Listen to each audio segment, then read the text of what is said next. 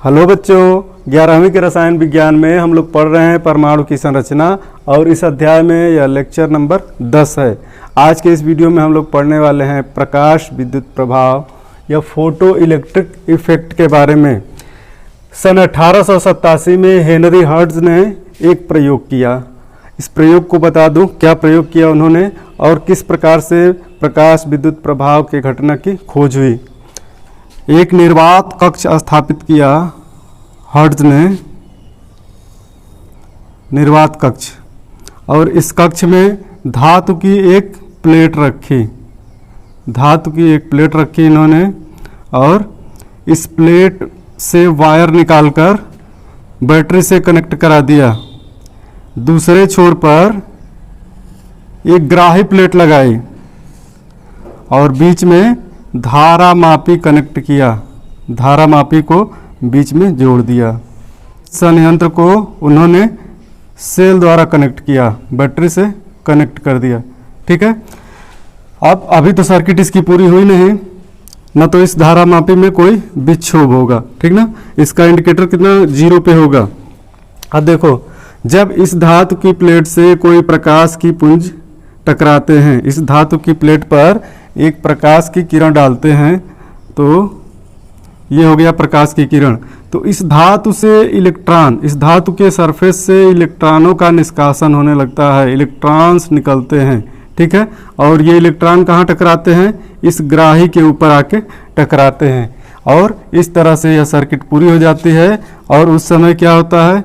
धारा मापी में तुरंत विक्षोभ पैदा होता है, धारा मापी की सुई घूम जाती है। तो चलो देखो, पहले हम संयंत्रों में इनके पार्ट्स का नाम लिख दें। ये है धातु की सतह, धातु की प्लेट, यह ग्राही है,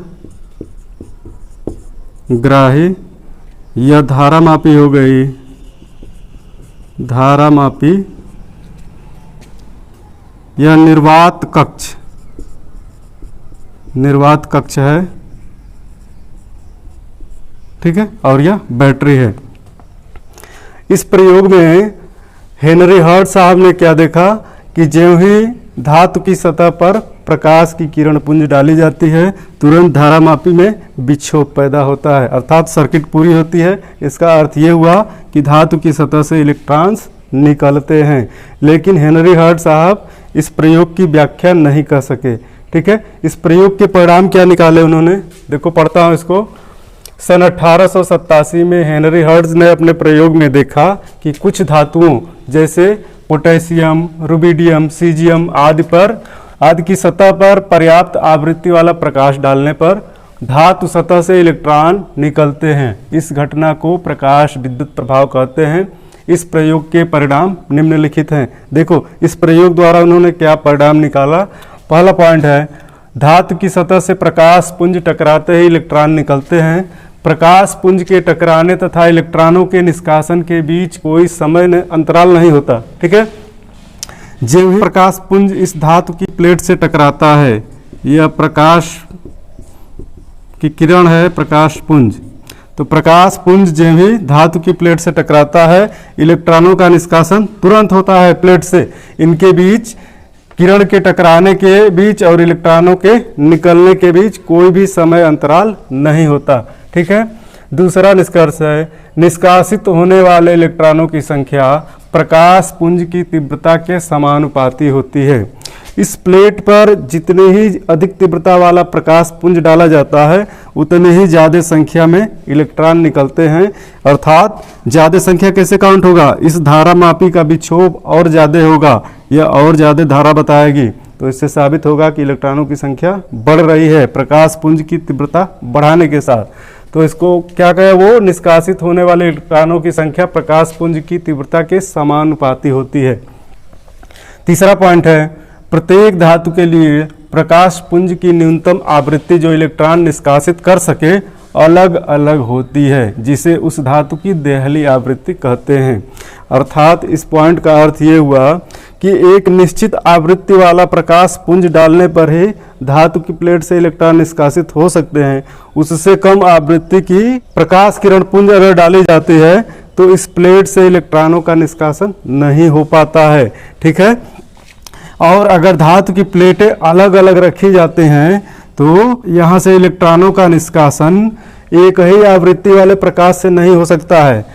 सभी धातुओं के लिए प्रकाश पुंज की आवृत्ति अलग अलग होती है जो इलेक्ट्रॉनों का निष्कासन कर सके, और जो कम आवृत्ति किसी भी धातु की प्लेट के लिए कम से कम आवृत्ति वाला प्रकाश किरण पुंज जो इलेक्ट्रॉन निष्कासित कर सके देहली आवृत्ति कहलाता है। देहली आवृत्ति या थ्रेशोल्ड फ्रीक्वेंसी इस धातु के लिए। ठीक है, देहली आवृत्ति से कम आवृत्ति पर प्रकाश विद्युत प्रभाव की घटना नहीं होती। अगर इसकी थ्रेशोल्ड फ्रीक्वेंसी से कम फ्रीक्वेंसी वाली प्रकाश किरण पुंज डाली जाए तो धातु की सतह से कोई भी इलेक्ट्रॉन नहीं निकलते हैं। ठीक है, इस घटना की व्याख्या हेनरी हर्ट्ज कर नहीं सके उस समय। बाद में 1905 में आइंस्टीन ने प्लांक के क्वांटम सिद्धांत का प्रयोग करते हुए इस परिघटना की या इस घटना की सफलतापूर्वक व्याख्या की। उन्होंने बताया कि धातु की सतह से प्रकाश के फोटॉन टकराते हैं और इलेक्ट्रॉनों का निष्कासन होता है। ठीक है, प्रकाश किरण पुंज में क्या होंगे? फोटॉन्स होंगे, ऊर्जा के छोटे छोटे पैकेट्स, ऊर्जा के छोटे छोटे बंडल। और इनको कैसे दिखाया जाता है? E बराबर एच न्यू से एक फोटॉन की ऊर्जा को फोटॉन की ऊर्जा E equal to H nu, जहाँ पे H प्लैंक नियतांक और न्यू उस प्रकाश किरण पुंज की आवृत्ति है जो इस धातु की सतह से टकरा रही है। ठीक है, तो उसमें जो भी फोटॉन होंगे उनकी ऊर्जा एच न्यू द्वारा दिखाई जाएगी, प्लैंक नियतांक गुणे उस प्रकाश किरण पुंज की आवृत्ति। ठीक है, एक फोटॉन की ऊर्जा एच न्यू द्वारा, दो फोटॉन की ऊर्जा 2h न्यू, तीन फोटॉन की ऊर्जा 3h न्यू और n फोटॉन की ऊर्जा nh न्यू द्वारा दर्शाई जाती है, जिसको हमने पहले लेक्चर में बताया भी है।